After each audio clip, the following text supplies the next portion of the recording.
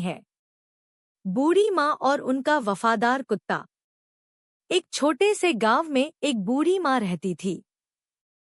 उनका नाम था सावित्री। उनका कोई अपना नहीं था, न बेटा न बेटी। बस एक छोटा सा कच्चा घर और उनके साथ रहने वाला एक वफादार कुत्ता, जिसका नाम था मोती। मोती कोई साधारण कुत्ता नहीं था। वह सावित्री माँ के लिए सब कुछ था, उनका साथी, उनका सहारा और उनका परिवार।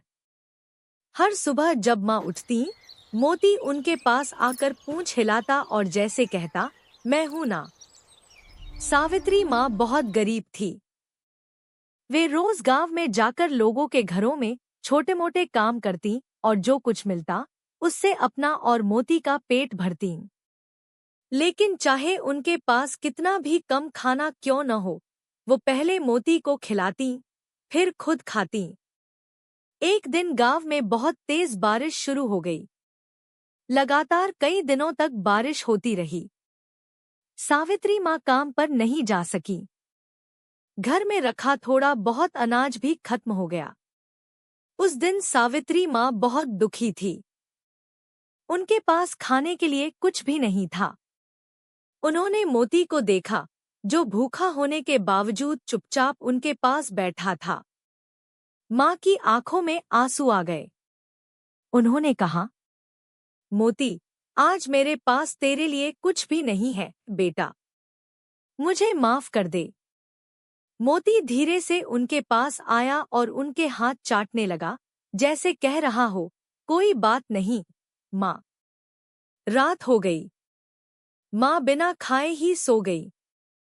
लेकिन मोती सोया नहीं। वह चुपचाप घर से बाहर निकला और बारिश में कहीं चला गया। सुबह जब सावित्री माँ उठीं, तो उन्होंने देखा कि मोती घर में नहीं है। वह बहुत घबरा गई। मोती, मोती कहकर पूरे गांव में उसे ढूंढने लगी। तभी कुछ देर बाद मोती वापस आया। उसके मुंह में एक रोटी थी, जो शायद उसे कहीं से मिली थी। वह भागकर माँ के पास आया और रोटी उनके सामने रख दी। सावित्री माँ की आंखों से आंसू बहने लगे। उन्होंने मोती को गले से लगा लिया और बोली, तू तो मेरा सच्चा बेटा है मोती। तूने तो मेरी जान बचा ली। उस दिन माँ ने वह रोटी आधी मोती को दी और आधी खुद खाई। उनके लिए वो रोटी किसी दावत से कम नहीं थी। कुछ दिनों बाद गांव के एक अमीर आदमी ने यह सब देखा। उसने सोचा, इतनी गरीबी में भी यह माँ अपने कुत्ते से इतना प्यार करती है और यह कुत्ता भी इतना वफादार है।